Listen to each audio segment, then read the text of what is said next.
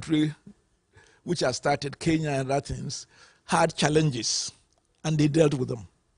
The unfortunate thing is that in Ghana, of late, it's become as if a policy is a doctrine. Once it's there, you cannot talk about it. And when you talk about it, you are against all that things. No. I think it's a good policy, and I anticipated.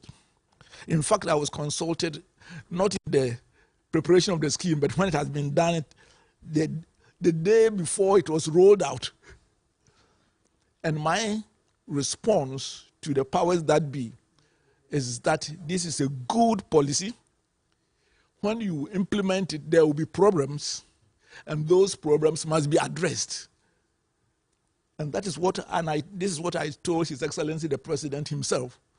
And I also added that the young men and women who have brought this idea, work it out. Please, when there's a problem, don't make them scapegoats. Give them the opportunity, because they'll be capable of addressing it. But of course, I was not talking like a politician, which I am not. Therefore, I believe that we should address the free HSS. It has come to stay. There are challenges to it, and the challenges must be addressed. On hindsight, and I think that there are some challenges that are being faced, even though I think that we must be very careful because of the haircut and the economic challenges that Ghana is facing. There's the tendency to say, oh, it's free HS, but I will leave, since I'm not recognized as an economist on this platform, I will leave it to the younger person. I want to say categorically that the free SHS is not the cause of the economic crisis. So let us separate them. The economic crisis has been the borrowing were not used actually to finance the free SHS. Neither was the free SHS that caused Ukraine or COVID. And therefore, I want us to make sure that what are some of the challenges that the current system is facing. Of course, you can list them as many as you can. First of all, I think that they have defined the free to be too free. It includes even getting physical education, clothing for children, getting them school uniforms. It means that every border is free, which is a discrimination between those who get admission to boarding and those who don't get admission to boarding. And I don't have a child, but if I have a child and you ask my child to be a day student and others you go, I will ask you to refund part of my tax to me because it is unfair. So there are various elements that are going on that we must look at, and we would be able to do so. However, we have to start somewhere, get the problems, and deal with them, not just, for example, I think that right from the beginning, excluding the private schools.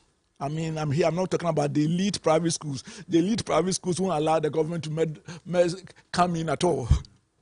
But most of the private secondary schools, the lower level, had to close down because it's free.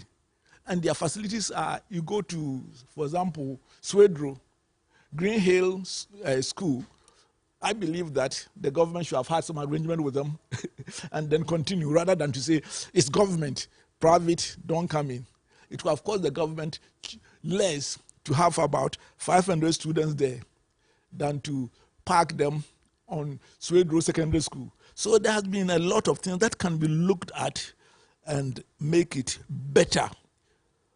At the moment, a significant amount of Ghanaians also, not the majority, would like to contribute to make the system successful. The free secondary school now excludes everybody because it is meant to be free. Of course, I don't like the idea that the fancy and the Wegehes and the Achimotans want that one to be given to them to run it, which means that for their children, which means by historical accident of you are going there, your children should go there and other children should not go there. But there can be a way in which they can be accommodated. And I will show how that can be done in a specific case. So what I'm saying is that the free SHS is good.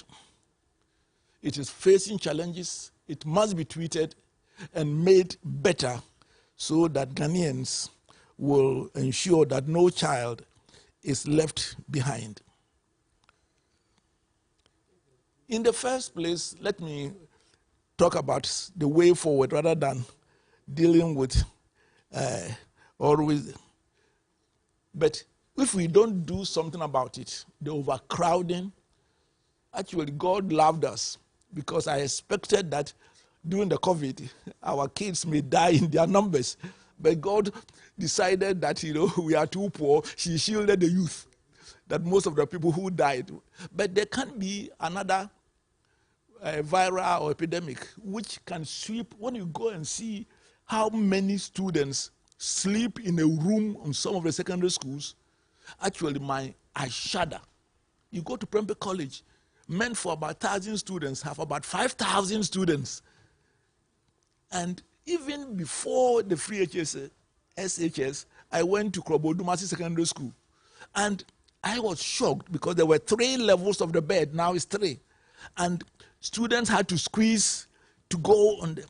And so we have a serious one. So nobody should see anybody who thinks that we should improve free SHS is an enemy of a regime or anybody else. But it's good for Ghana that we do so.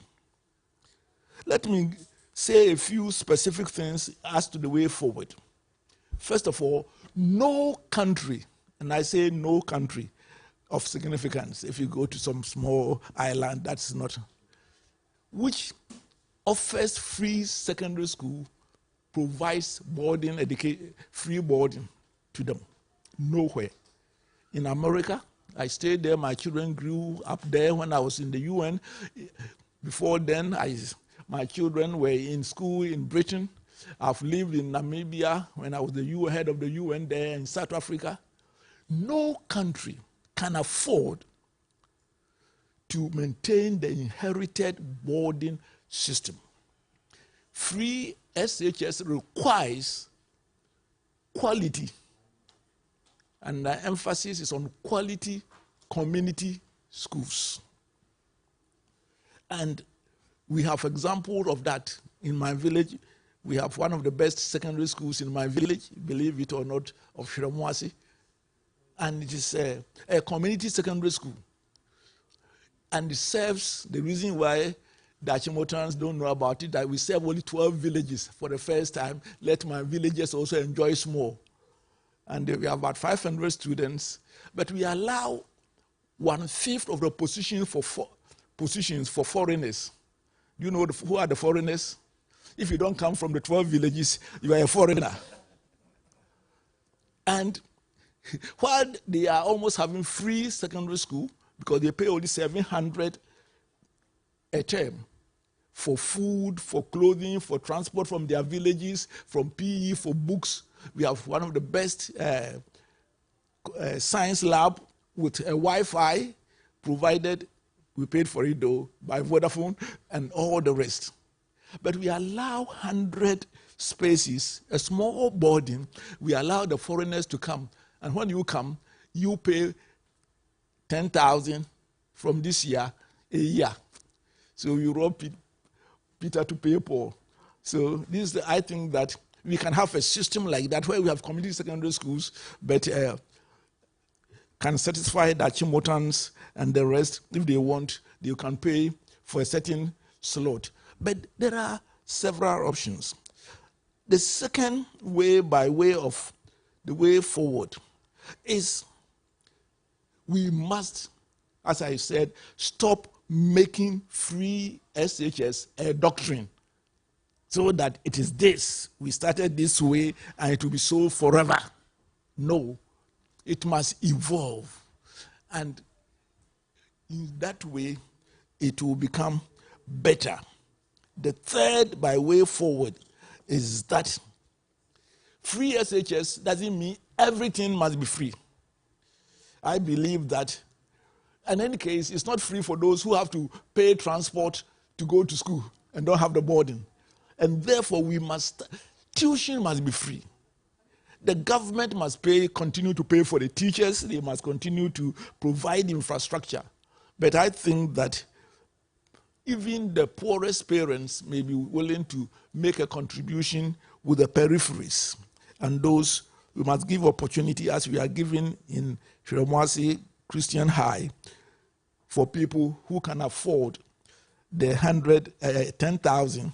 And by the way, if I were to open it, the 10,000, they will sweep away all my villages, because for the past 5 years, apart from 3 students, we have gotten 100% WASI results consistently. They will come, these guys will send their children there. So we have made a rule. So you can do that. Again, I think that the average parent can support the free SHS with a certain minimal amount, and then those can pay. Last but not the least, because I see that my host is getting fidgety, but let me tell you, when you add all your ages and divide by 2, that's so. The only place that being old is not a disadvantage is Ghana. Indeed. But the last one, you have more time. Yes. Let me say that it is statistically proven that the free SHS has not produced lower quality students than when there was no free SHS, except that we can go forward, because all throughout Ghana's history, believe it or not, about 40 to 50% of our students fail as SHS. And this is what I want to mention. And that has nothing to do with free SHS. It has to do with 2 things. And I hear the Nat and the other people are here. It has to do with the foundation in terms of primary school. The World Bank describes primary schools in Ghana as schooling without learning. And the average JHS person from the public school, apart from, is illiterate and innumerate. And for me, that's going to be one of my remaining short life challenges, which we have developed some work, which we are rolling out soon, about how to end schooling without learning, because we have found methods whereby the average 5 to 6 year old can be literate in 3 to 6 months. And very soon it will be rolled out, it will be on the net for free so that people can have access. Meanwhile, we are asking the lead to pay for the development costs. So by January, we will roll it out for free. The second has to do with the management of schools, because the reason why even the private poor schools return good result is supervision and accountability.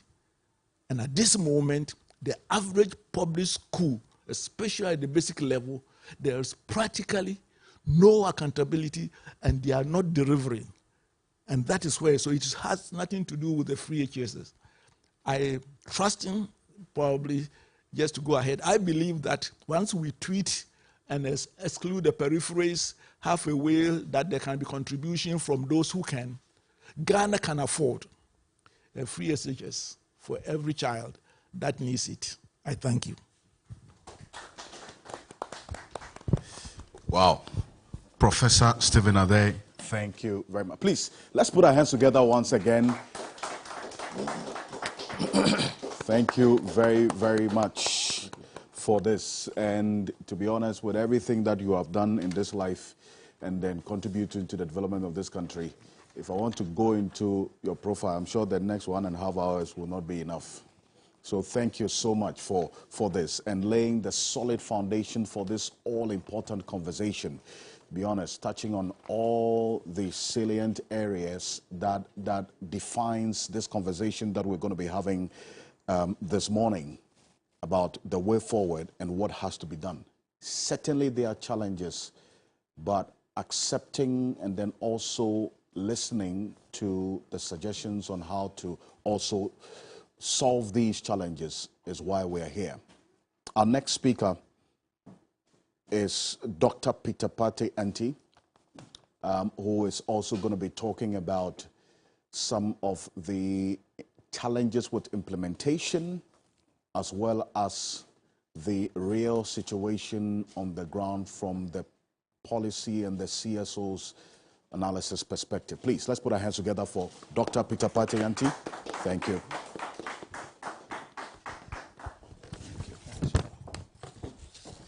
Thank you very much, Alfred.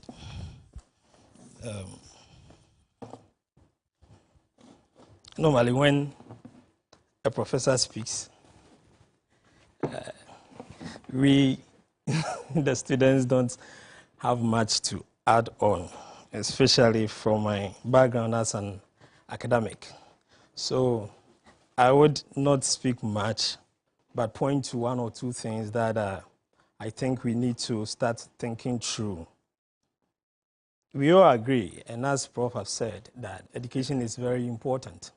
And any program that seeks to give opportunity for everybody to access education should be applauded. And that is why we have been supporting this policy from day one through write-ups, interviews, and other things, because we believe that the program needs to be sustained and it needs to go on. It should transcend political parties. It should transcend personalities. And that is why we will continue to support the policy.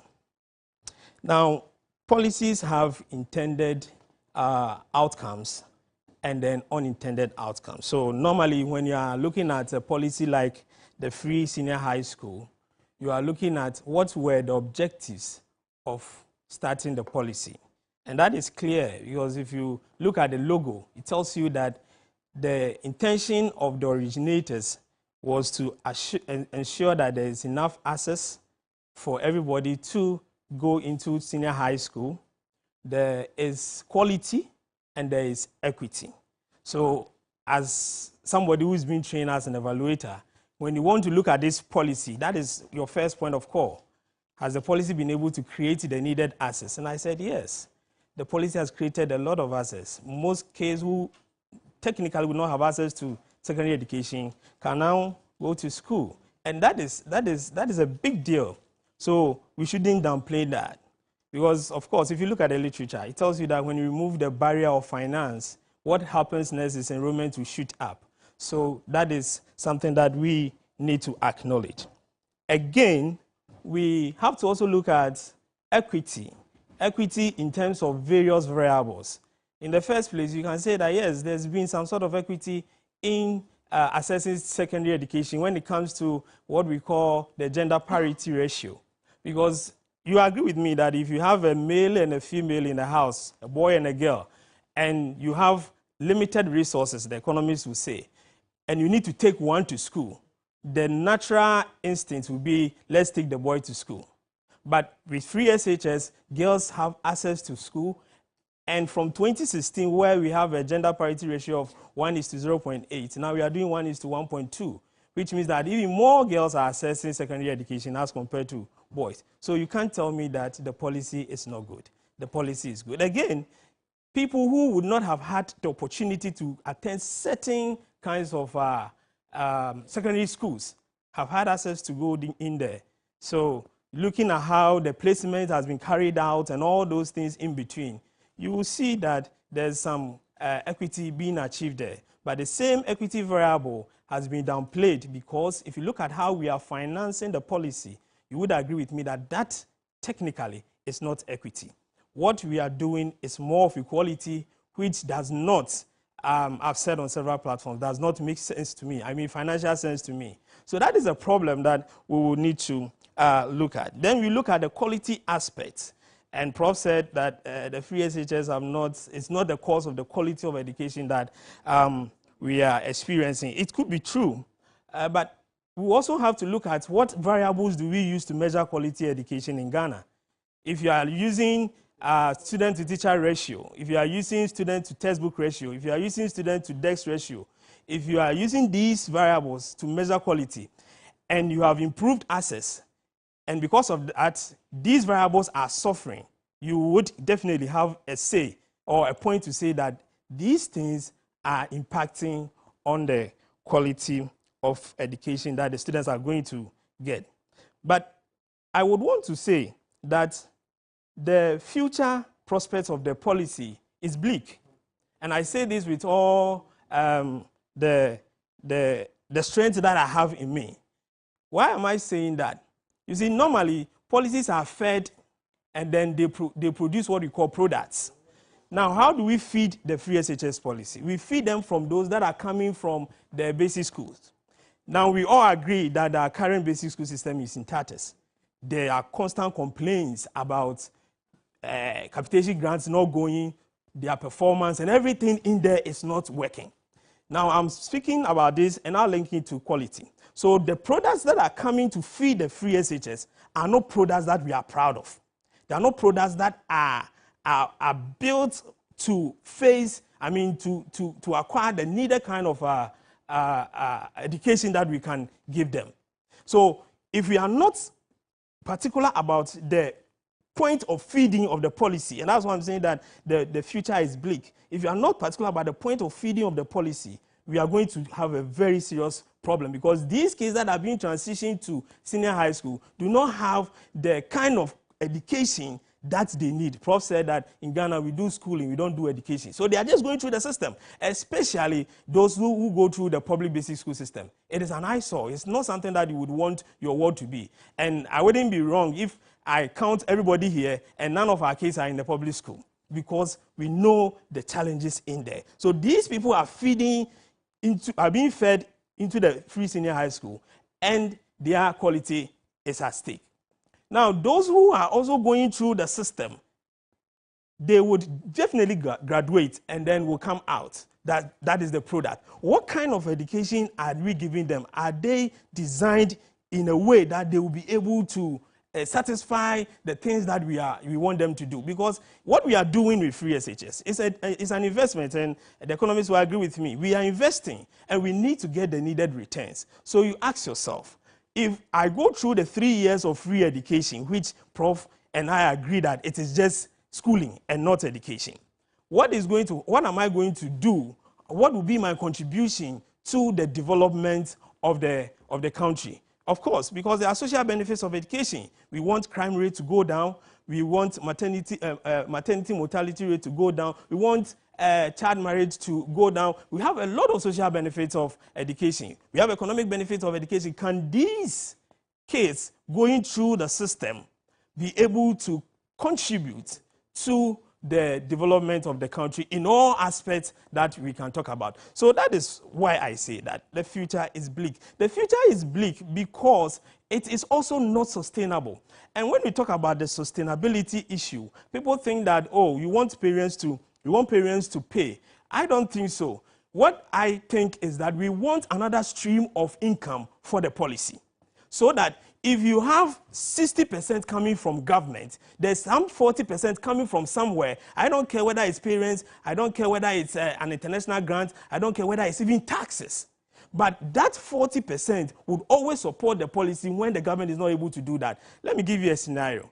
From 2017, what we have been doing is that we have been using part of the oil money, that is the ABFA, to support free senior high school. So government normally do 60 or 40 or 50, and then the other comes from the ABFA.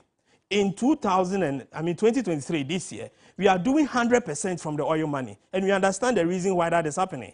It's because government is going through certain fiscal challenges and austerity and other things that they are doing. So it means that anytime government is in trouble, the policy will be in a big mess. And that is why you think about looking at the policy, you think about what other means can we find money to be able to support that which is coming from government. And I don't think that anybody who proposes this, who talks about this, who wants this to be the case, is somebody who is anti-free SHS or somebody who doesn't want the betterment of the policy. As I said, policy should transcend personalities. It should transcend political parties. It should transcend even generations. We will only be able to do that when this policy has a clear direction in terms of sustainability. And then the identified challenges are addressed. Thank you. Oh, wow. Thank you. Thank you very much, Mr. Peter Pati, Dr. Peter Pati. Thank you. Sustainability, extremely important. You know, so we don't subject our children to 3 years, 4 years, free, half free. Then, and it's a very, very, very important issue that you raised there. Thank you, Dr. Peter Pati. Appreciate you for this one. And for the sustainability proposals that you're making, I'm sure parents here and those who are watching us will rather want to contribute directly than to pay taxes, because the tax proposal, no, that one is going to raise issues. But anyway, I mean, these are the reasons why we're here. It is the sustainability question that is one of the biggest that we seek to answer with this conversation this morning. If you're joining us now, we're having this TV3 national dialogue on the Free Senior High School program in perspective, the progress, the problems, and the prospects. We're live on 3FM 92.7 as well. Let me just put it on record that we extended an invitation to the Ministry of Education. We received information just last night that they are unable to make it or to represent. But thankfully, we have someone who was part of the conversation at the inception stage of this Free Senior High School program to talk about the progress of the Free Senior High School program. And as you heard from our various speakers who have earlier spoken, they have indicated that this Free Senior High School program is good. But what is the way forward? So Kofi Asare, Executive Director of the Africa Education Watch. Please, let's put our hands together for him. Thank you very much, Alfred. And I am grateful for the opportunity, Media General. I agree with both speakers, earlier speakers, that the Free Senior High School program is a good program, and that on the basis of that, it has to be improved to become better. In 2017, when discussions around the Free Senior High School program, when the discussions were taking place, the main problem from where I sat and my participation in the process was that about 33% of Ghanaian children who were completing basic education were not able to enjoy secondary education. Indeed, in that year, about 110,000 BEC graduates were unable to transit into secondary. Now, we all appreciate that secondary education is important, and it is more important considering the fact that for the next 25 years, Africa remains the youthful population of the world. About 60% of Africa's under 25. Africa has about 60% of its population being under 25. And the meaning is that once we have about 60% of our population being under 25, it means that we have the most youthful population in the world. The meaning is that the world will fall on us for critical manpower required to propel global economic development. Again, the meaning also for a country like Ghana is that how we manage this youthful population will either become a blessing or a curse. Bear in mind that every year Africa produces about 11 million new entrants into the world market, into the world of work or the labor market. But out of this 11 million, we are only able to provide jobs for 3.7 million. So there's a huge gap between the skills required, if you like, within the world of work or by industry, and the skills that our products, the products of our educational system possess. That gap is critical. And for you to appreciate, or for us to appreciate the relevance of free secondary education, we must understand that our secondary education system must be first accessible to this teeming number of youth that are dominating our population. And then also the quality must improve to make them relevant to the world of work. So when the discussions were taking place, I actually appreciated why we needed a free senior high school. No wonder government set out the policy's objective to be, among others, expand equitable access to secondary education and improve its quality, including STEM, and ensure that there's a prudent financial management of the system. And government anchored all this on the philosophy of Article 25, 1B. We all know where the Constitution talks about equal access to educational opportunities and facilities. The B more specific to the progressive introduction of secondary education. Now, what has happened since? Government rolled out the program in 2017 with 4 key interventions. I mean, 3. The first was that at that time, there was a cut-off to secondary education.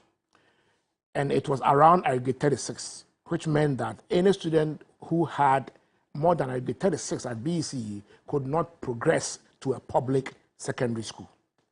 That cut-off was one of the reasons why 33% of BECE graduates were not transiting to senior high school. So government removed that cut-off and came with a new cut-off, sort of, which simply said that once you are not getting 9 in maths and English, you will go to secondary school. So that's about ID 52. So 36, 52, automatically the numbers will increase. Because if you look at Rice's grading system, you virtually add 30% more to the numbers if you stretch the cutoff from 36 to 52. The next thing government did was to remove direct cost barriers to secondary education. Admission fees, feeding fees, and other fees in the school, you know, SRC, library, uniforms, and all fees that were previously paid by parents were absorbed by government. So parents were still providing some items on the prospectus, but not the regular fees and what we call the regular financial impediments to access to secondary education, which was great. And the third thing government did was to begin expanding access by expanding infrastructure and facilities. So within a short period of time, we saw an increase in enrollment, obviously because of these 3 key interventions. Government has been able to date to increase what was a 66% transition from basic to secondary to 92%. So almost 30 percentage points increase in transition. And that is remarkable. Second thing is that, obviously, in terms of real numbers, enrollment increased from about 800,000 to 1.3 in terms of the full cohort in the school environment. That is fantastic. In fact, if you look at YS grading system, the Star 9 system, there's a 4% of candidates who always get 9. 4%. And so at a point when you are reaching 92% transition, then it means that only about 4% of BECE candidates are not going to secondary.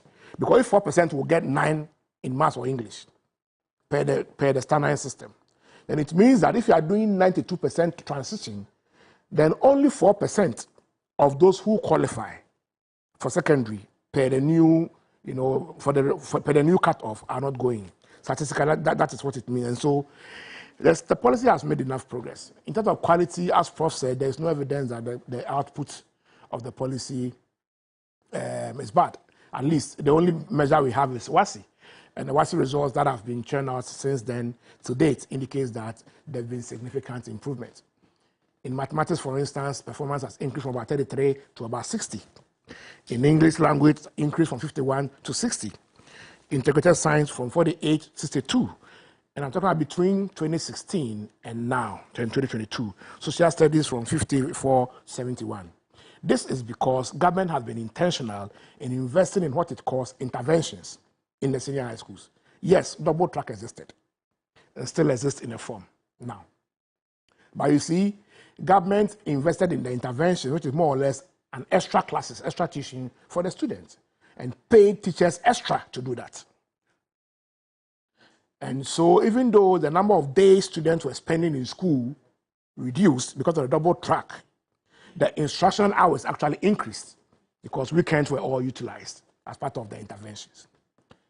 And when you have a deliberate effort to resource schools, provide adequate textbooks for them, provide interventions, extra classes, provide extra tuition for them, and etc., you would definitely expect to see some improvement in learning outcomes if WIEC's assessment can be called a learning outcome. And that is why I also subscribe to the idea that there is no data to suggest that the policy is low on quality. But however, we must avert our minds to one thing, that the education sector is funded from one envelope. And in that envelope is tertiary, basic, and secondary. From that envelope is basic, secondary, and tertiary financed. Now, how you deploy resources from that envelope will determine how balanced you are able to develop all the three subsectors. If resources are deployed inequitably, you have a situation where one part of or some part of the three segments of the system will be more developed against the others. We also agree that without resources, you can't develop education, because all I enumerated about the beautiful story of the Free Senior High School is because of a deliberate policy to finance it.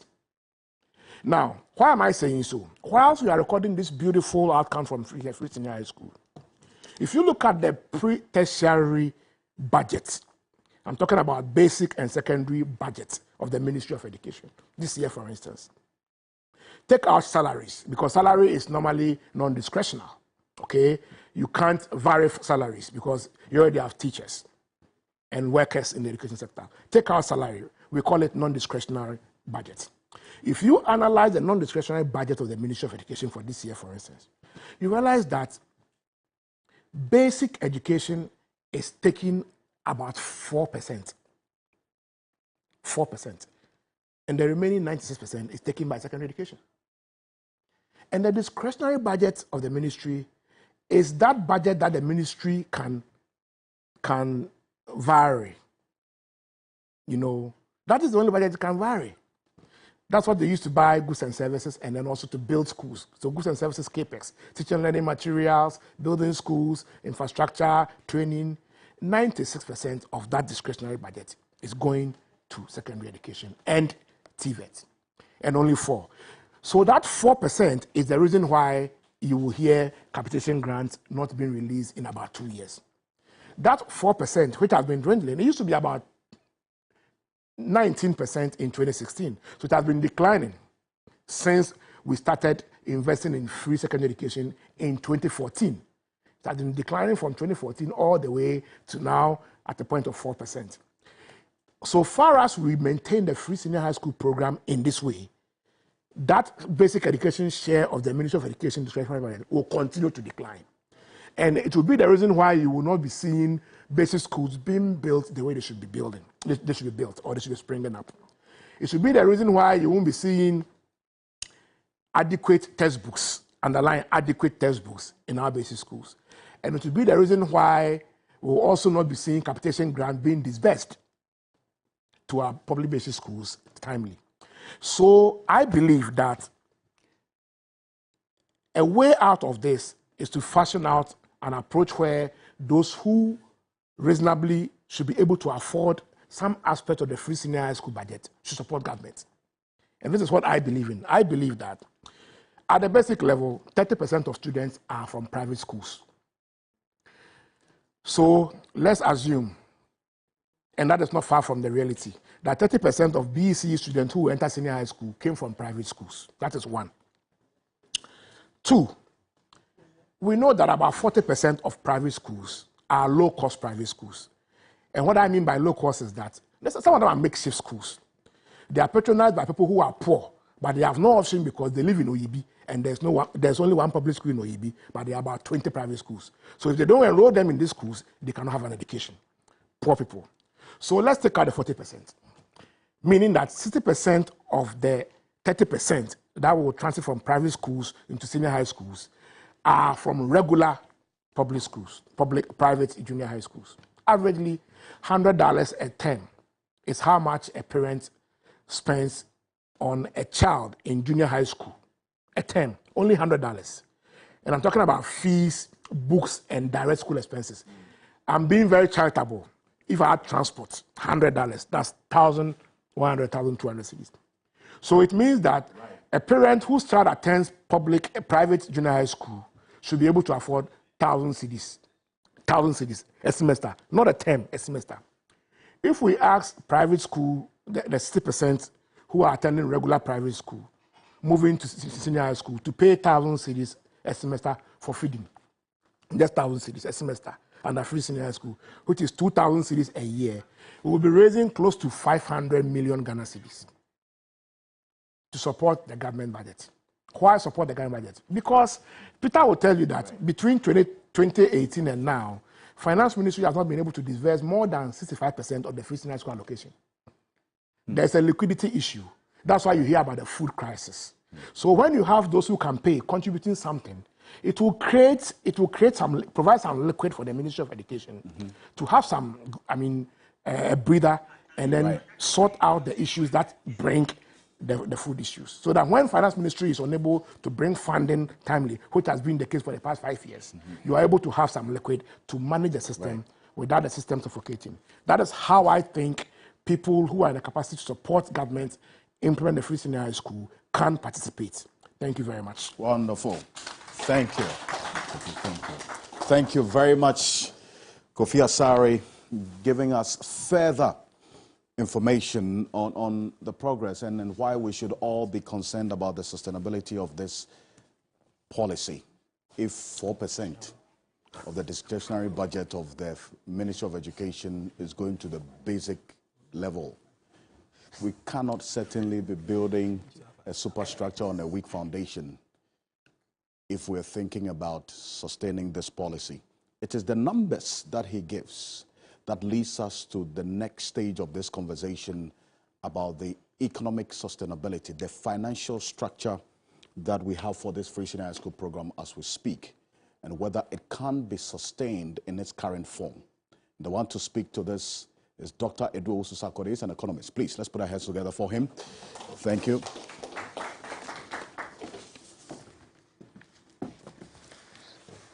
Hi, Alfred. Thank you very much, and good morning to you all.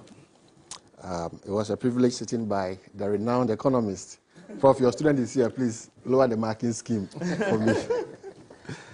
So I also support the free SHS in principle. I've said this on every platform that I find myself, that I would have gotten my first choice high school if there was free SHS at that time.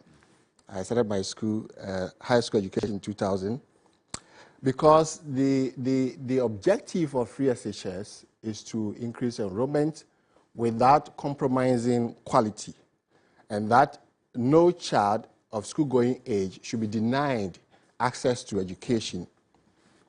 And I think I'm supposed to speak about financing, but let me lay this background why I support the free SHS from an economic point of view and from also social point of view. Number one is that if you take a look at the GLSS 6, looking at the population of Ghana, you are looking at those who have completed SHS plus, high school plus. It's less than 20%. And Kofi, you can correct me. It's less than 20%.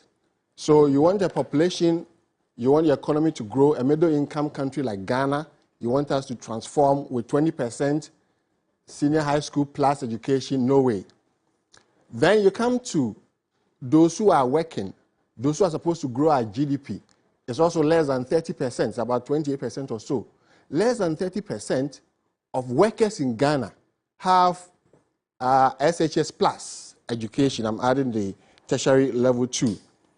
And it is documented in the literature that the social benefit of secondary education is higher than the social benefit of tertiary education. The tertiary education has been enjoying government subsidy, government support. There has not been any call for a review or a cancellation.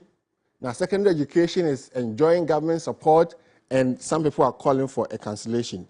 And I think my brother mentioned the social benefits like crime, controlling crime, mortality, reproductive health, all these things, the benefits accumulated together is higher than the tertiary education. That is why in economic principles, I support the free SHS. Then when we are talking about inclusive growth, we are in the IMF program. One of the strongest pillars of the IMF program is inclusive growth. And we also know from the literature that one of the first things you look at when you're talking about inclusive growth is education. Everybody having access to education because of productivity. Now, my understanding of this is that it is not the case that whoever goes to high school should go to the tertiary school. It is not the case. We are looking at the productivity of those in the high school, those who qualify from the high school. And a typical example, if you go to the restaurants that we have, the caterers or the cooks or the service, those who serve us, those with high education, you see the quality, you see the hygiene, that is the productivity we are talking about.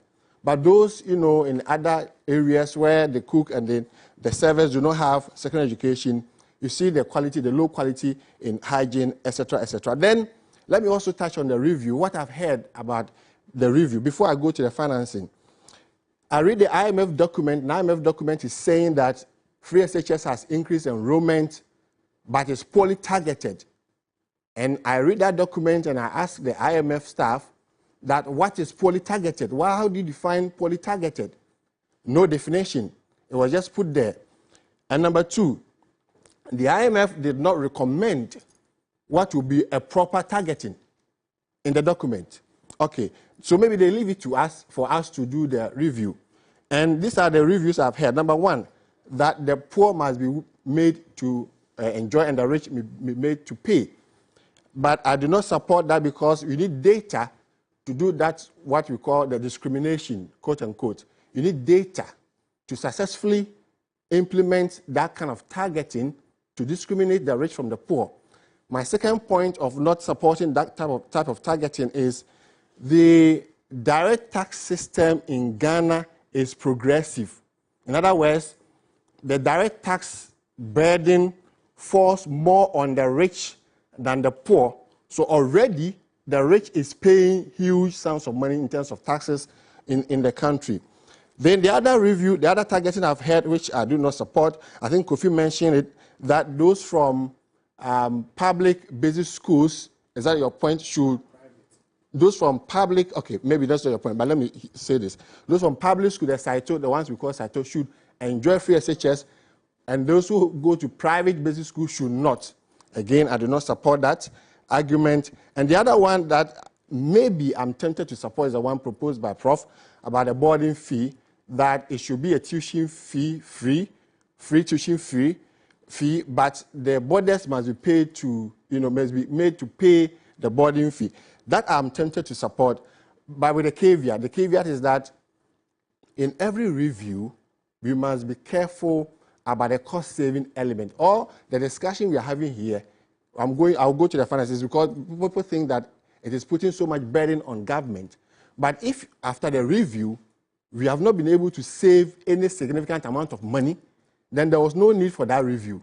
So every review that we make to the free SHS must give us a significant cost-saving element. Other than that, I may not support it. Now let's go to the finances, the meat of my argument. The free SHS cost has risen from 0.8 billion Ghana cedis to 1.2 billion cedis to 1.6 billion, 1.8, 2.4, 2.8, and now we are talking about some 3.2 billion Ghana cedis. 3.2 billion, 3 billion cedis, you might think that it's a huge money, but it's not. And Prof asked me to explain this, that is the free SHS the cause for Ghana's woes, economic woes? No. Is the free SHS putting so much financial burden on government? I say no. And I have my reasons. My reason is that we are running away from responsibility, both from the government, from us in academia, from you in the media, from everybody. What is that responsibility? The responsibility is to look for serious, sustainable financing to keep the free SHS running and get rid of the problems. And I repeat, when you meet a problem in life, you don't run away from the problem. You find a way to resolve it. Deal with the problem. Do not throw away the dirty water with the baby. separate the baby from the dirty water and throw away the water and keep the baby. So for you to say, or for anybody to say that 3 billion is causing so much burden on government, therefore cancel it or review it, my rebuttal is the government should rather look for extra funding elsewhere to keep it running. Don't run away from the problem. Deal with the problem. And how do we deal with it? I think that's why you invited me. Number one is the property rate. The property rate or the property tax. According to a research that I cited in 2016, the property tax revenue is expected to be 2% of GDP. This was 2016. Without digitization, I'm sure with digitization, it will be more than 2% of GDP. But let's keep the 2% of GDP. Ghana's GDP is estimated to be 599 billion cedis this year. So let's say about 600 billion Ghana cedis. 2%, only 2% of the 600 billion Ghana cedis is 12 billion cedis. So even if we take a look at just the property rate, the revenue from the property rate, 2% of GDP this year, if we were serious as a country to provide funding from free SHS, we can raise 12 billion cedis out of the property rate. So the argument of the rich being made to pay will be resolved from the property rate because it is the rich that have the property. So once you tax the property, you have the revenue, and it's a wholesale free SHS, which I support. And 12 billion, with this current expenditure of free SHS, the 12 billion can finance free SHS for 3 years. So 1 year revenue from the property rate can finance free SHS for 3 years. That's how sustainable it can be. Number two, the tax exemptions. The tax exemptions is costing this country between 1% to 2% of GDP. Tax exemptions. Those who do not pay tax, those who enjoy tax rebates. Tax exemptions. Now, per my estimation, 1.5% of today's GDP will be 9.6 billion Ghana cedis. 9.6 billion Ghana. That's more than 3 times the expenditure of free SHS. So if you need money, go and review the tax exemptions and then get some money from there. And this one, I'm even being generous because it can go as high as 12 billion, the tax exemptions. And now, the major one. So I've mentioned 2. I think, my brother, let me say this before. You mentioned the oil revenue, which I agree. According to the research again, the oil revenue, the impact of the oil revenue on household income in Ghana is estimated to be 0.1%. I repeat, the oil revenue impact on the incomes of households in Ghana is estimated to be 0.1%, very negligible, minimal.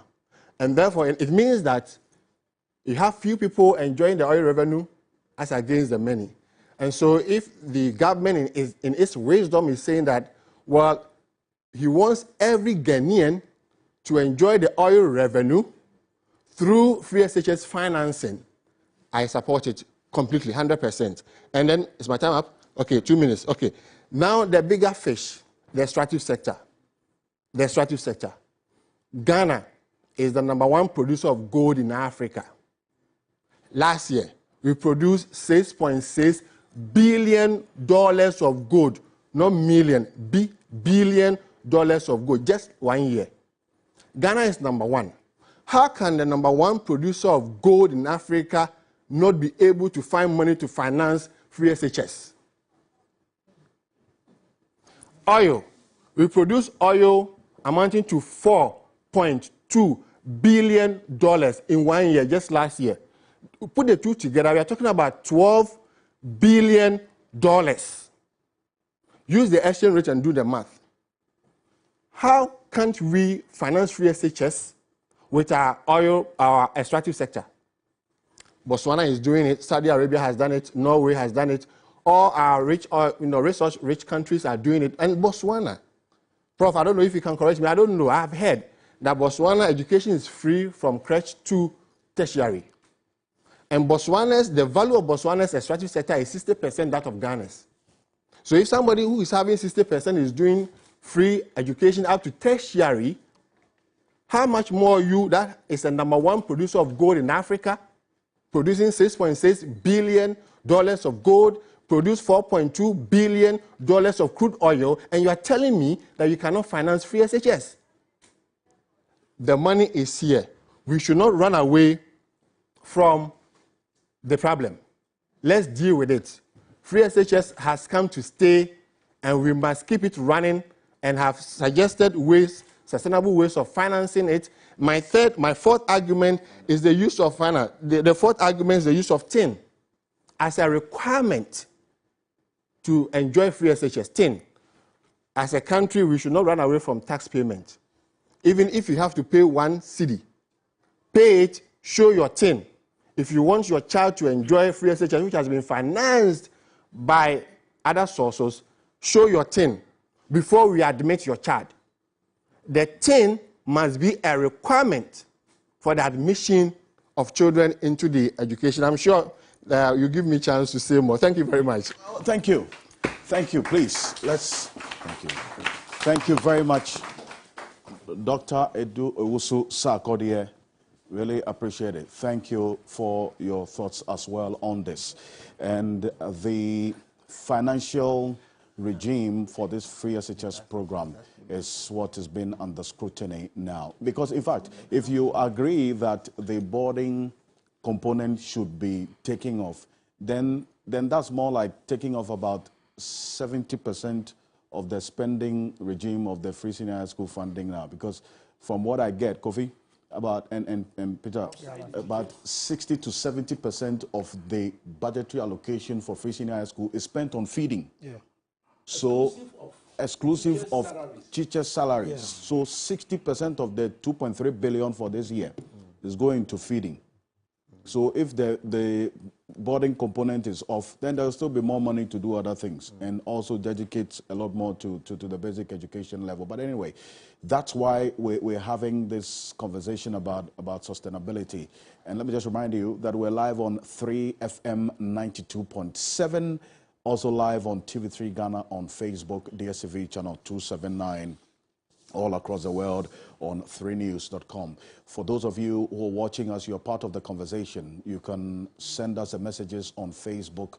We're going to be getting into more of those messages. We've seen tons and tons of your messages on Facebook already. The hashtag we're using this morning is TV3 National Dialogue. Hashtag TV3 National Dialogue across all social media platforms. And let me acknowledge the presence of Angel Kabonu, who is the president of the National Association of Graduate Teachers, NAGRAT. Mr. Kabonu, good morning, welcome. Great. Also, we have with us Madame Bernice Imperi, who is the coordinator of the Ghana National Education Campaign Coalition, GENEC, together with Curtis Howard as well. Thank you so much for coming. We would go into the audience in a bit, but there was that question about the poor targeting that you mentioned the IMF raised in their document. Sorry, yeah. Is the free SHS in this current form targeted in any way, even to talk about it being poorly targeted? Your microphone is activated. Yeah, so I saw that description in the IMF Memorandum of Economic and Social Policies, and I also asked the same question, because a policy can be poorly targeted when it is targeted, and the targeting has deficiencies.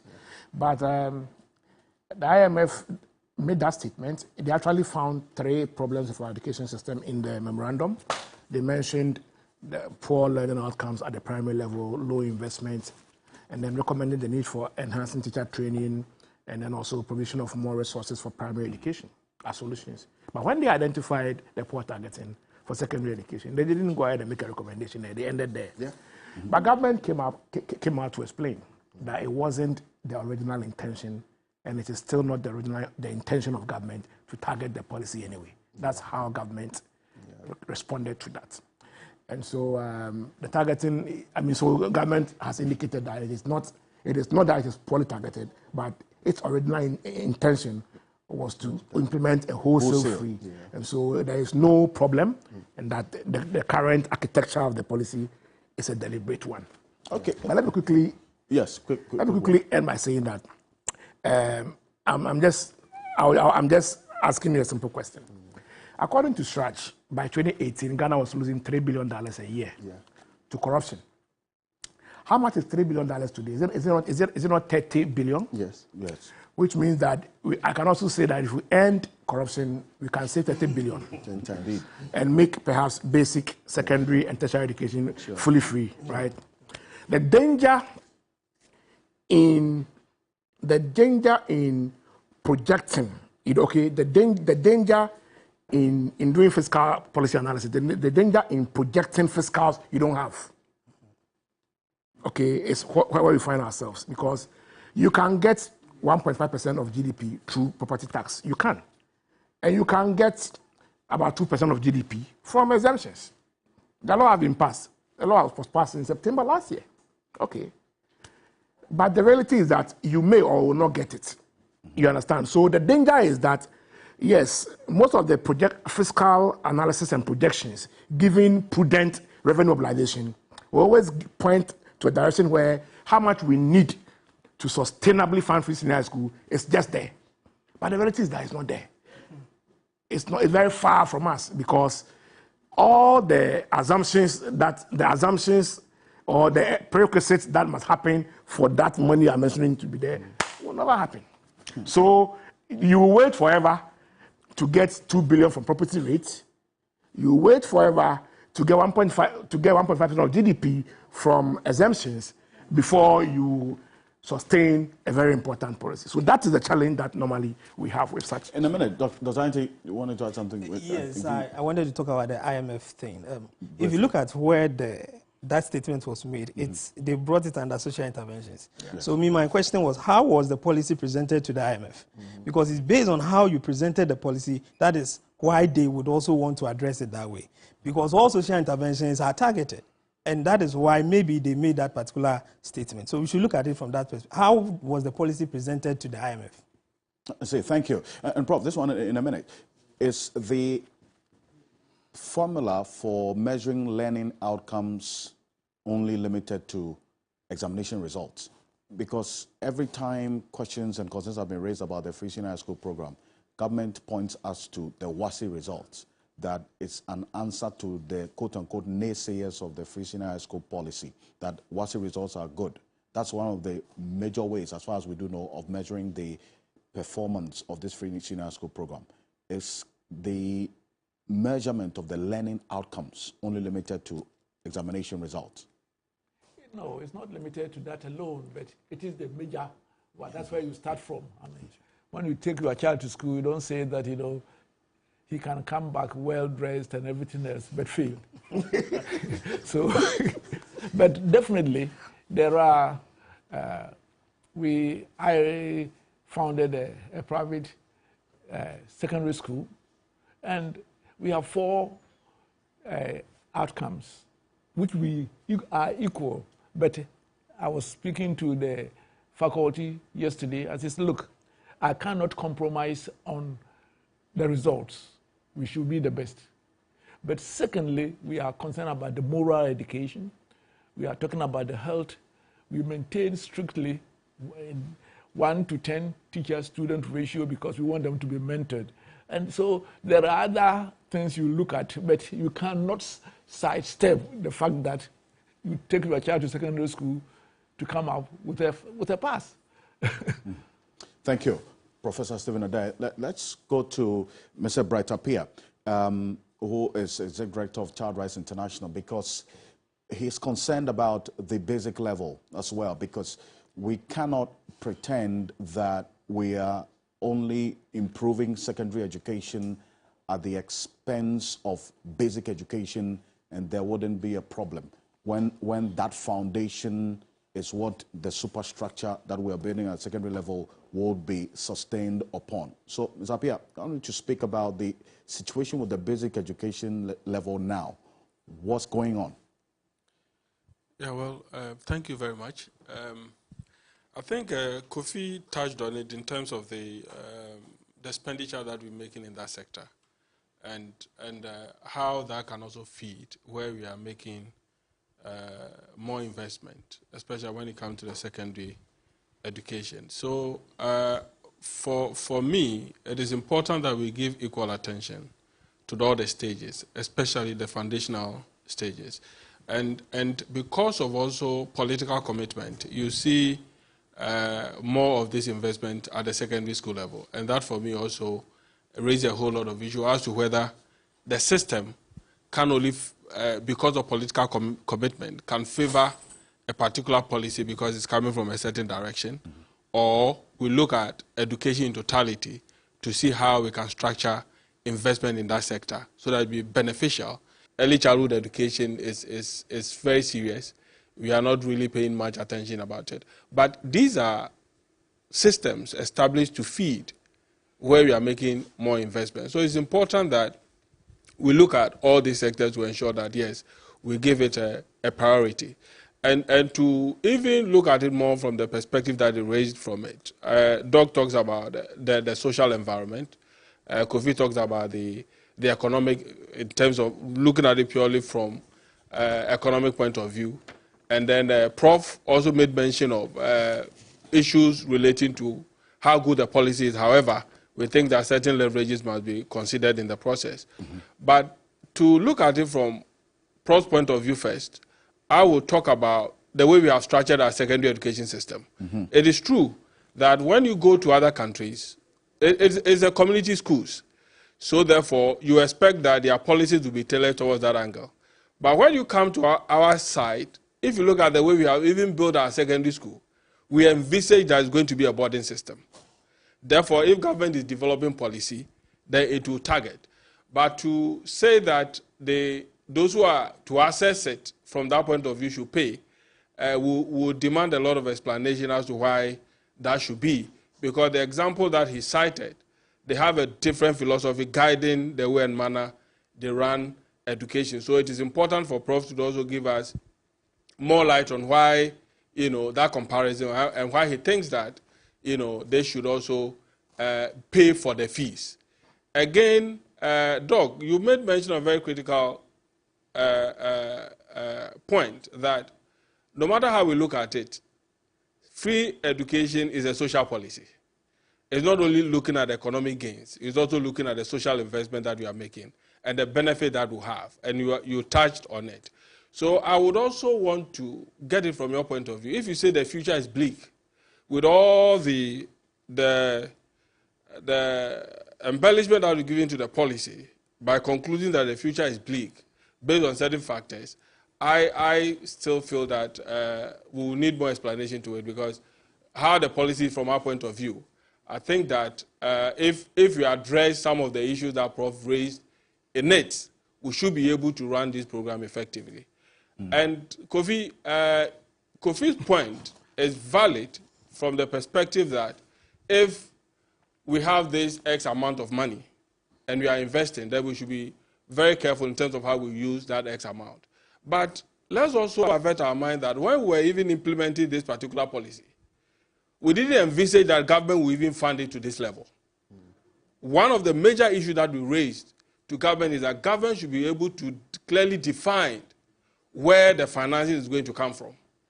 So if government is able to do that, then the suggestions that Doctor is giving from the economic point of view as to we should look for other sources of funding to fund secondary education, I think that is appropriate. Because if we also we didn't project that we will come this far, but we are here. It does not mean that we cannot do more. So I suggest that, yes, it is true that the little that we have, we should distribute it enough for all sectors to get it. But however, we should also have it as planned to envisage that there are other sectors that we can also advise government on to get money to finance our education in this country. Thank you. Thank you very much, Mr. Brightapia. I'll come to Mr. Angel Kabano and then, Madam, to you as well. So, and then Mr. Jetua, and yes, so I have them. Mr. Kabano, so can we talk about the review of this policy without touching on the financing structure as we speak? Because Dr. Dosu Sarkodie makes the point that it can be wholly financed by government regardless. But you are on the ground. You are faced with a situation and all what is happening to the policy as we speak. Can that continue? Well, thank you very much. I thought the philosophers told us that an unexamined life is not worth living. So what on earth can you tell me ought not to go under review? Life itself ought to be reviewed every morning when you wake up from your bed. And there can't be an aspect taken out from the review process because it's more or less like a collective whole that presents to you something that is tangible. For me as a school teacher, I walk to the schools every morning and I see the schools deteriorate. And that is where my concern is. The philosophies and the theories don't matter to me. What matters to me now, here and now, is that the schools are deteriorating and they are deteriorating fast. I teach in St. Mary's Secondary School, Kolegono. And when I go to my school and I walk to the administration, I see that things are falling apart gradually.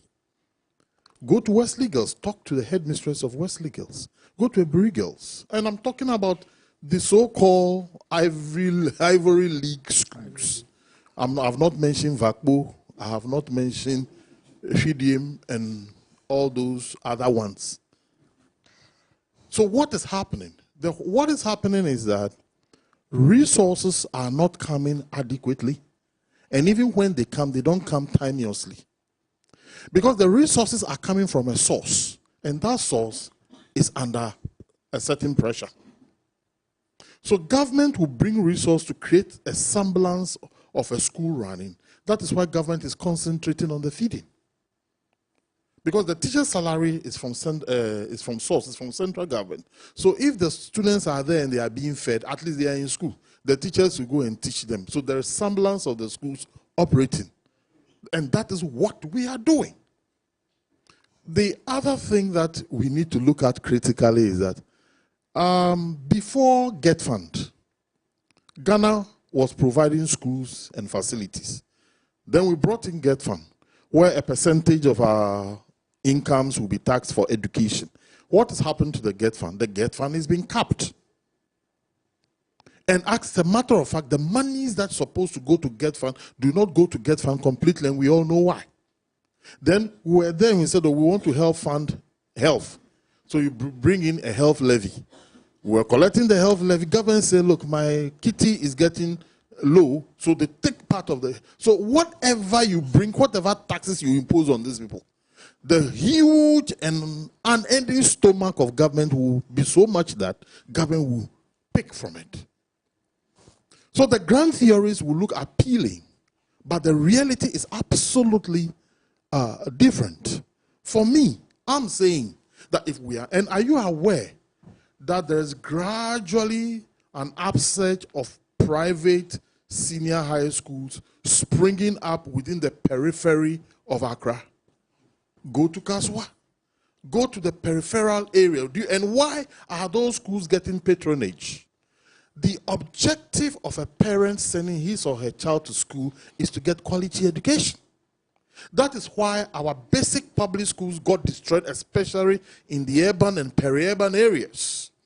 And when you come to Accra, gradually, the Accra and Central Kumasi, majority of basic school students are within the private schools and not within the public schools. Though the private schools are more expensive.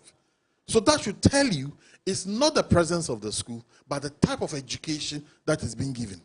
And I am telling you that these schools are getting patronage, and gradually we will find a very nice name for our public senior high schools. Maybe we'll call it Adjayanki like we call the other one Saito. The last thing that I like to say is that a parent sent the daughter, the second daughter, to a private school around Kaswa. And the total school fees, that is boarding and tuition, was around 6,000 cedis. The first daughter is in a Ebury Girls Senior High School, and it's supposed to be free. But when she sat down and did the calculation of expenditure, one official, one unofficial, the unofficial expenditure to Ebury amounted more than the 6,000 that she was paying with certainty. Because with the 6,000, she's certain that the child is going to get good food, so she does not worry. But every weekend, she sends food to Ebiri. She buys books, she buys this, she pays private teachers, she pays private tuition and so on and so forth. The amount of money this woman is spending per term on the child is more at Ebiri than the private school in Kaswa. So the charade can sound sweet, the politicking, the sloganeering and the cliches can be there, but the reality is totally different from what is being put before us. Thank you very much. Thank you. Thank you very much. Madam, please. Yes, let's hear from Madam. Yeah, thank you very much for the opportunity. My name is Nayeli Adefiu Secretary. I'm representing the Deputy Secretary General of the Trade Union Congress. Thank you. And I am excited about this conversation, and I am a beneficiary of the free SHS. My daughter happened to be the very first, among the first batch of students that went to the school, Labone Secondary School. So I really appreciate. But then at a point during her time in school, I was asking myself, is this really free? Because I like Angel just said, there were so many things I was paying for, I wasn't sure anymore. I just had to keep on keeping on until she exited, you know, the school. So the other point also I want to make is that with reviews, my short life on earth, I've seen that when we're reviewing, especially with the problems in our educational sector, the reviews are done, for me personally, some way, somehow. Just like you pointed out, Alfred. I mean, why shouldn't the Ministry of Education be represented here? And you did say that, well, last minute, they couldn't come to their party. Why? And I realized also that when these, especially situations or conversations or discussions are going on, especially for our educational sector, it's not wholly representative of everybody that has to be at the table. And we must look at that. For me, it's a big deal when we're doing reviews and it's not thorough. We had just been told that when you look at the basic level, you have the SHS and then you have the basic. Through the three streams. The onus and the focus is on one more than the other. I think that those synergies must be built so that for people who are ordinary people who are sending their parents, their children through the system, we would have our money's worth if we have to contribute. And I don't mind paying as a parent to send my children through the school because I didn't ask for free SHS anyway. You know, even though a constitution and legal documents may require that, I am ready because that is the reason I go to work to take care of my family. And that is, for me, I should be given the opportunity to do that. So if it is decided as a country, this is the way to go, let us look at what would, and then also not just, of course, we have operated this system for 5 years, I understand. Doing a review of it, let's do a thorough review. You know, and include all the areas that are being talked to us about now. And for me, I agree with you absolutely, Kofi. If we should do away with corruption thoroughly, we should be able to fund our education as we have been told.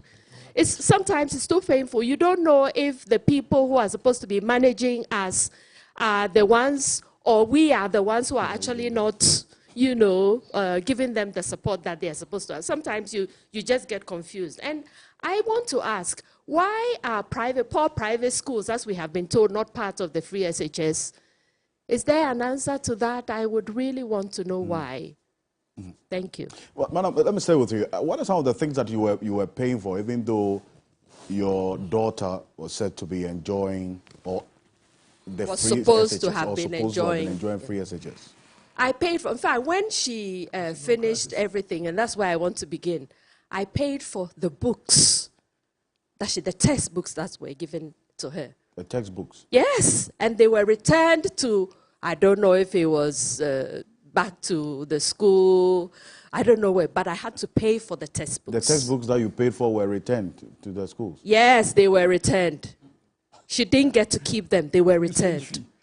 to the school. Usage fee. So that's... I think Prof says it's user fee. Like or maybe they were user fees, but I paid for those. Yes. And she was given a free boarding, but at every point in time, you had to take food to the school. You were taking food? Yes. And that was a time when, around the COVID time, but every now and again, she'll call you, I need this, I need that. And most of the time, it's not the little things that they would normally ask for, but you actually had to, smuggle food to her every now and again. Wow. And then I was wondering, okay, so if you're being given food in the night, this is supposed to be free. So is it free tuition or exactly what? So that if I got to know what I am dealing with, then, in fact, you don't get to have all the information from those who were managing because they weren't sure what to tell you, Thank you. Thank you very much. Wow. There's been a lot of talk about the private schools. So, Mr. Gentua, yes, let me hear from Mr. Madam, I'll come to you, please. Yes, the private schools. Do you offer to be part of the free senior high school policy? I know you've been having engagement with the education ministry. Why are you not part, or what did they tell you? Thank you very much. This is very interesting dialogue that should happen always, so that most of the unknown issues in education will really be told to all the Ghanaians. If you look at the triangular shape of the free SHS, it sits on equity, access, and more or less quality. And you can't remove a barrier in order to ensure that everybody have access to school without ensuring that you have adequate facility to support whatever you are doing. A simple analysis will tell you that the JHS schools that we have, currently those who even wrote the BEC, the participating schools, were about 18,983. And we are hoping that all students will get access to the not more than 1,000 senior high schools in Ghana, even including the private schools. Not more than 1,000 senior high schools in Ghana, i.e. whatever this political party built, whatever we are using and all that. So the fact is that definitely we are going to have congestion issues in their senior high schools. And if you want to expand access, it does not necessarily mean that always you have to build, give contracts to other people so that cement and blocks have to be laid down so that you can show that you are expanding access. Before the introduction of the free senior high schools, private schools were, the private senior high schools were about 343, matching the 721 public senior high schools in the country. And private schools decided that we love the policy because it's ensuring that every child is supposed to be in school. And its attribute in terms of development and everything, we uphold to that. So we want to partner the government to ensure that students will have access to our schools. And then that kind of user fee, or because definitely when the facility is being used, wear and tear will set in and you need to maintain it. Okay. Let us have that dialogue. But Prof mentioned something like doctrination. The policy is being seen that we brought it, and it is not owned by Ghanaians. And for that matter, whatever discussion that cogent, justifiable means that you put forth, it will not be looked at it. So there has been a lot of engagement up to the office of the president, to the minister, and all that. And what's been the response? That's what I want to find out. The response is that the Constitution forbids more or less a private investor to be supported in this regard because this is private school. And the private school has registered the institution as a limited by shares. A limited budget is being influenced by profit making. So if government is spending, let's say, state monies or state resources in that, then it will open up the gap for people to come and say that then we are also coming. But we do forget that we are talking about education, where the Constitution itself, Article 25, Clause 2, also grants the private schools to run and be supported. So if you look at it in that purview, the understanding that was given is not justifiable.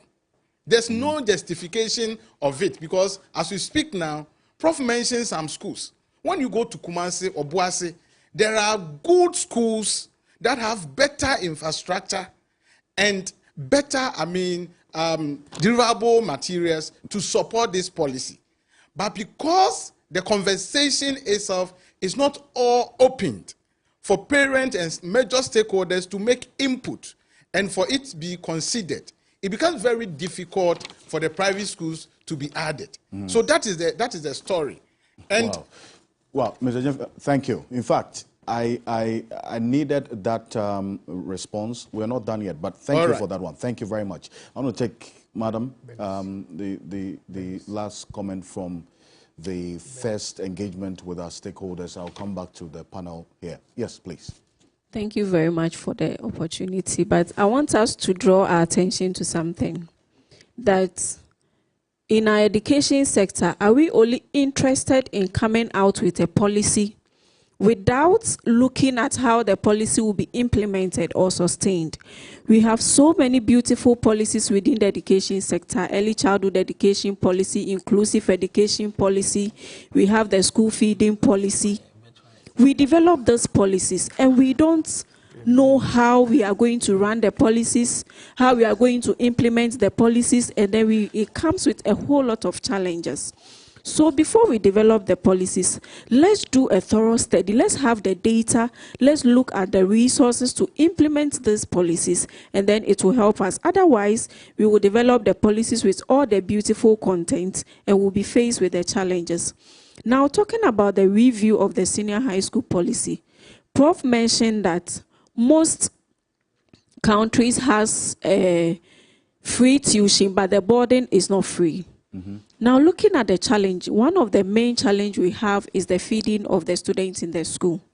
And then we owe a huge amount to the buffer stock when it comes to feeding. So if nothing at all, why don't we look at the feeding aspect alone?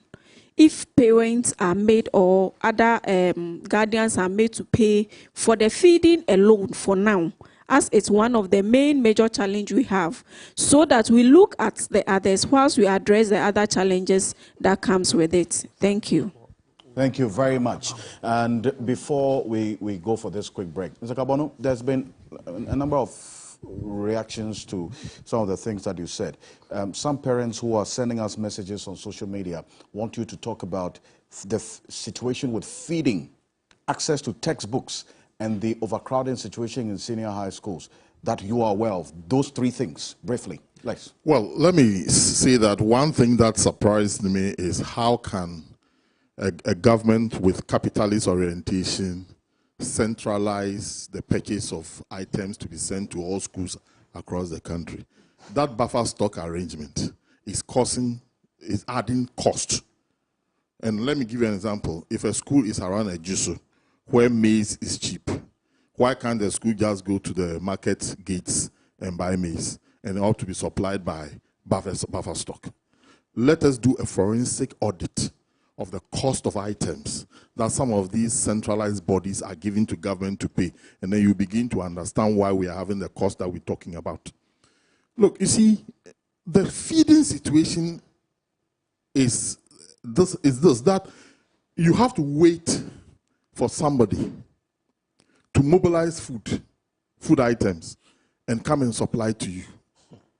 When we have a history of schools purchasing food items from the time of St. Gordon Gorgesbeck. So all of a sudden, what we have mastered in doing by the schools having contracts with suppliers became null and void, and a central body of people who did not have a history or food supply started supplying food to the schools. And you know something? You have headmasters from one school going around trying to do barter trade, that they brought me so much rice. So if you also have so much gari, can we exchange? Because the buffer stock people cannot understand the numbers and the dynamics of the numbers within the schools. So I wonder why we, today, 2023, we believe in centralized distribution of food items. When there is comparative advantage in terms of price, with location of, because when you go to the northern part, the yam will be cheaper. When you come to the south, it will be more expensive. When you get to around central Ashanti, the Jisu area, the maize will be cheaper. So the schools know how to manage these things. It is taken away from them with the intention of fighting corruption. But I cannot, it's just shifting corruption. So, please, just 1 minute. Just 1 minute. So the food situation is so that it is not consistent. It is not consistent. So it brings the situation of uncertainty. So the menu plan cannot be followed. That's the one. When it comes to the other items like books, we all know the problems where the textbooks are not yet in the schools. They are not yet in the schools. No, we are being promised regularly that it will come. It has not come yet. Well, the Deputy Education Minister was quoted as saying that you teachers should actually point any of the schools that don't have textbooks. When was it? But I was not contacted. I would have pointed out. The new books for the new syllabus. Yes. The new syllabus. Yes. That's what But the new syllabus is for basic schools. Yes. Oh, okay. The new syllabus is for basic schools. So the secondary school ones are not yet. No, not yet. So we need to get the information right. Okay. You see, at the end of the day, we want to go to school with a timetable and also a calendar, and be sure that when I go on the 1st, I'm coming back after 4 months. So I can plan. Because when we have the situation we have now, we have a distortion that negatively affects education. There was a final point about overcrowding. 30 minutes. You see, the reason why we have overcrowding is because, one, placement is problematic. As we speak, every parent wants the child to go to about 60 senior high schools in this country. We all know the 60 senior high schools in this country. Because the 60 senior high schools provide 80% of students to the traditional universities. We are talking about the Prempers, the Achimotes, but today, the overcrowding is affecting that quality education that we admire, that we want all our children to go. When you provide facilities equitably distributed and present in the schools, then it does not matter which school your child goes, because you are going to get quality education anyway. But the situation we have, and let me also say that this is the schools, let us not say it is government that is provided facilities or history, where the missions established schools over the years, and the type of parentage who appreciated and understood the quality of education and are ready to contribute. Let us not forget that.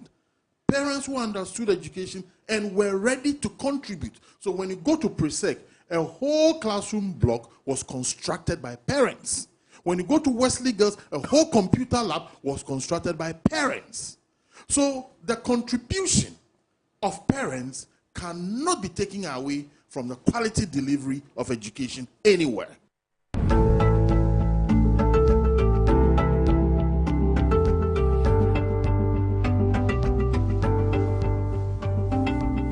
Come back to the TV3 National Dialogue, the Free Senior High School Policy in Perspective, the problems, the prospects, and also the progress.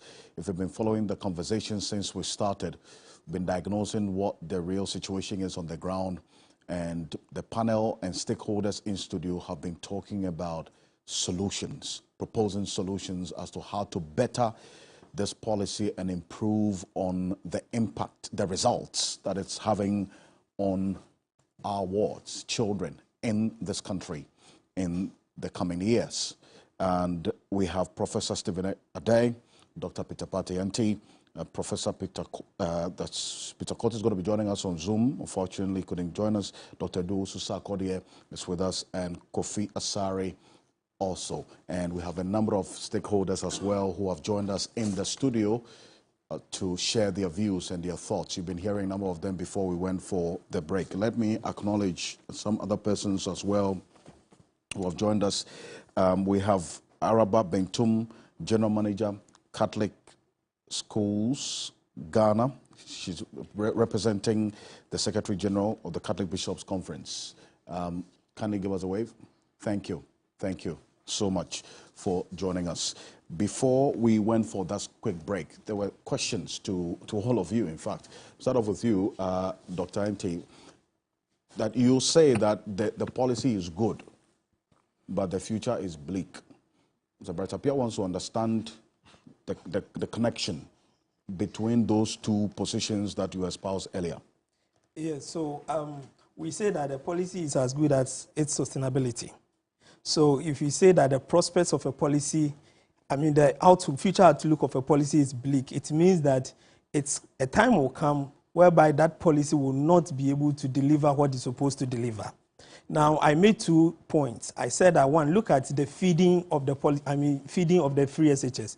Where are they coming from? And you made that point clearly, that the basic schools. So if the children that are being used as the feeding mechanism for the policy are not giving that needed kind of education at that level, you need to build the foundation. Okay, they are not being given that kind of education that they need. They are going to feed into the free SHS. They get in there and there are challenges already with the policy that you are implementing.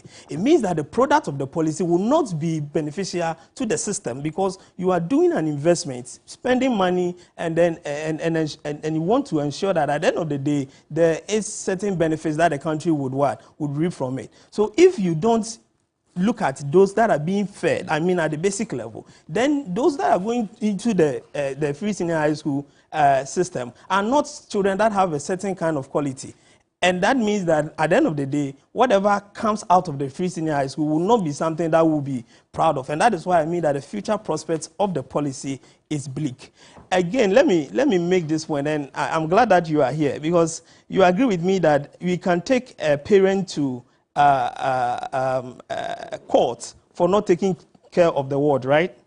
Yeah, that is something that we can do in our system. If you are a parent and you are not taking good care of your child, you can be taken to court and the court will instruct you to take good care of your child. So why are we restricting parents from taking care of their wards in a more organized manner? And I want to say in a more organized manner because when you say this, they will tell you that we have not prevented anybody from paying.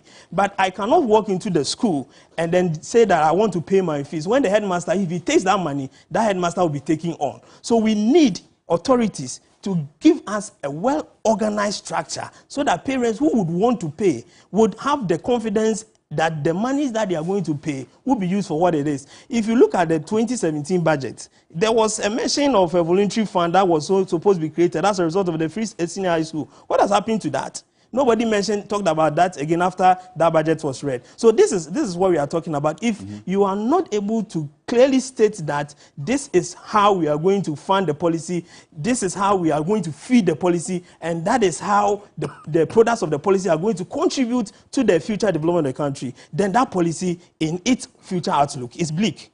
Okay. Professor Stephen Ade, there was a question to you as well about you talked about the issue of the payment of the boarding fee. The boarding fee. Yes. Our system, the example that you gave, that those countries, they run community schools. So the concept will be a bit different from us. What we do now. So, and they created a boarding facility for exceptional cases, those who can afford. But in our area, our system, we envisage a boarding system. It's the opposite. So it's the opposite. So if you want them to pay for boarding fee, then the two philosophies will not have the common ground. That is what. First of all, I think that we Ghanaians must accept that the inherited boarding school system, no country in the world with a free school operates a boarding school system, period. Even America doesn't do so. What is needed is quality community secondary schools. And we must, at some point, stop, whether we are talking about STEM or other things. The issue has been the quality of community schools in Ghana has been generally poor. So people will therefore go to the boarding school. We have proven that community secondary school, properly done, will be cheaper with higher quality products. And I'm not talking theory. In my village, 8 years ago, as my social responsibility, we built a community secondary school which serves 12 villages. For the past 5 years, they have gotten 100% WASI scholarship results with straight A's. Only 3 children out of the 5 cohorts didn't, for the first time, qualify for a tertiary education. We are having about 8 or so MasterCard holders from Hiramwasi. And what we have done, which is a win-win, is this. If the teachers we take care of, all the teachers have accommodation, have everything, have Wi-Fi, have access to water, electricity, and everything there. And then it's rather the children within 12 villages who come in the day. And when they come in the day, when they finish at 2 o'clock, we don't send them home. Because the difference between a boarding school and a day school is the evening prep time. So we feed them lunch, and then the prep time, they have it between 3 and 5, supervised prep time. The third thing we do is the fact that when they come from the villages, excuse me to say, somebody comes, they write his village name, or say, Adiemra, they mean to mean super. He can't spell his village name, and he has finished BECE, pass. How they passed, I will leave it to Kaboni to advise me. So what we do is this. We have 2 tracks. There are some who can do it in 3 years. Some require 4 years. They require 1 year just to bring them to the level, because other than that, they go through the system to fail. And as a result, we are getting the... And then comes the targeting. I'm not supporting the need, because in everywhere else, there's no targeting when it's a free secondary school. But it's a way you can have selective targeting without saying that you are richer pay and not. In the village, I thought that we should get the Kabonus children, a few of them, to come and civilize my people. Because so out of the 500 students, we give a small boarding for only 100. And the 100 people, you can come from Accra or Tamale. You pay 10,000 cedis because it's a good school. We are full. And then we use it to feed everybody else, of course, with other support. So, and this is voluntary. We haven't asked you to. The team. So the villages, the 12 villages come for free if they come.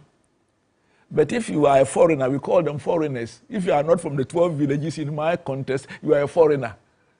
So the foreigners from Accra and Kumasi and other things come, and they pay 10,000.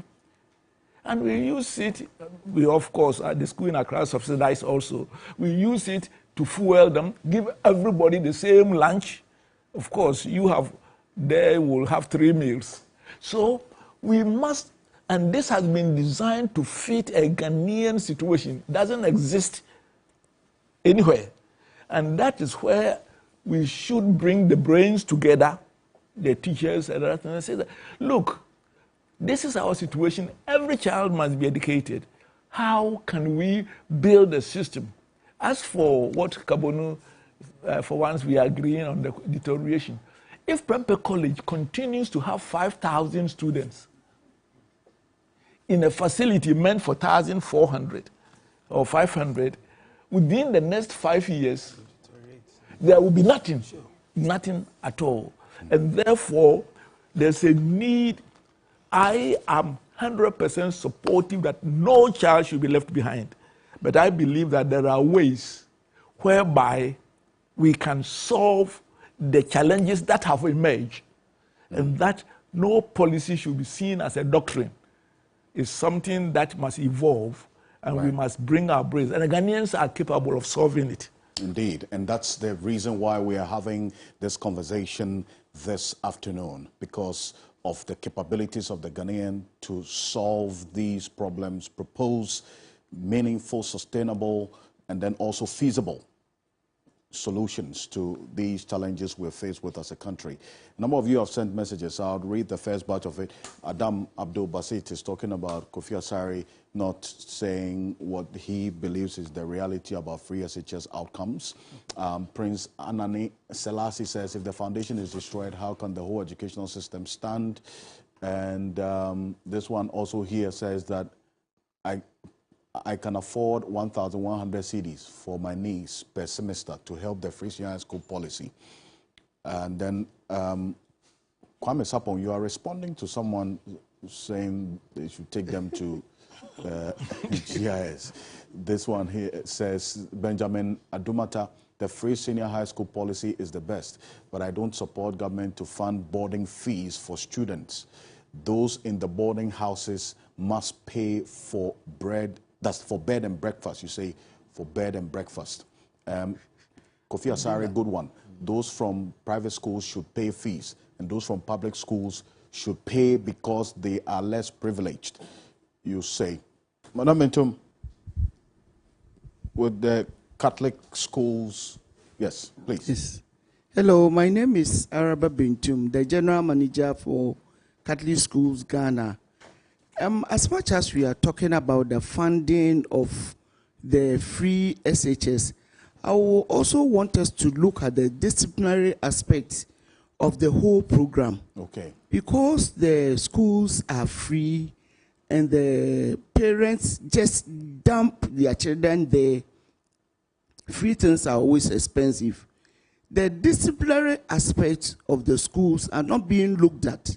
Children have become, in quotes, arrogant, and the kind of behavior they put up.